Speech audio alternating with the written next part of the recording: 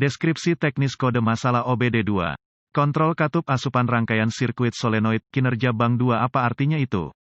Kode masalah diagnostik (DTC) ini adalah kode powertrain generik, yang berarti berlaku untuk kendaraan yang dilengkapi dengan OBD2, termasuk tetapi tidak terbatas pada Toyota, VW, Ford, Dodge, Honda, Chevrolet, Hyundai, Audi, Acura, Dell. Langkah perbaikan spesifik dapat bervariasi tergantung pada model.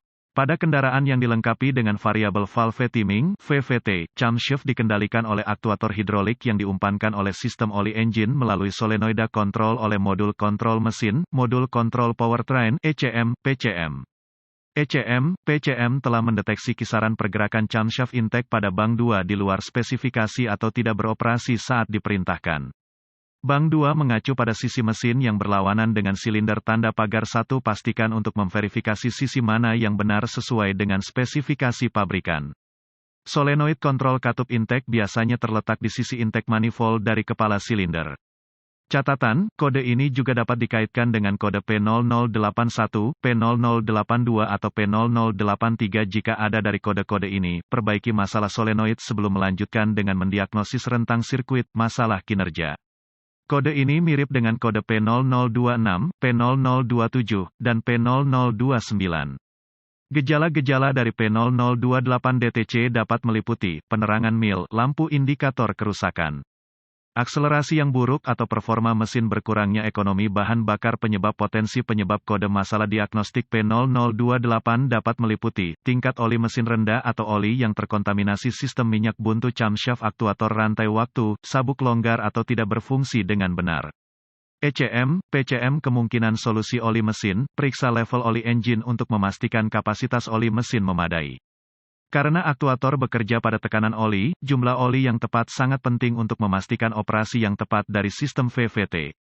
Cairan yang kotor atau terkontaminasi dapat menyebabkan penumpukan yang dapat menyebabkan kegagalan solenoid kontrol atau aktuator camshaft. Kontrol solenoid kontrol untuk camshaft dapat diperiksa kontinuitasnya menggunakan digital volt ohmmeter (DVOM) menggunakan fungsi ohm, dengan mencabut konektor kabel harness solenoid dan memeriksa resistansi solenoid dengan plus dan sadapan DVOM pada setiap terminal. Pastikan resistansi internal berada dalam spesifikasi pabrikan jika tersedia. Jika resistansi dalam spesifikasi, lepaskan solenoid kontrol untuk memverifikasi tidak terkontaminasi, atau jika ada kerusakan pada cincin penyegelan untuk menyebabkan hilangnya tekanan oli. Aktuator camshaft adalah perangkat mekanis yang dikendalikan oleh tekanan pegas internal dan disesuaikan dengan oli yang dipasok oleh solenoid kontrol. Ketika tidak ada tekanan oli disediakan, itu akan default ke posisi aman. Lihat prosedur yang disarankan pabrikan untuk melepaskan aktuator camshaft dari camshaft engine untuk memastikan tidak ada kebocoran yang akan menyebabkan hilangnya tekanan oli ke dan dari saluran umpan pasokan, balik hidraulik aktuator atau di dalam aktuator itu sendiri. Periksa rantai timing, sabuk dan komponen untuk memastikan mereka dalam kondisi kerja yang baik dan dipasang pada posisi yang benar pada gigi poros bubungan.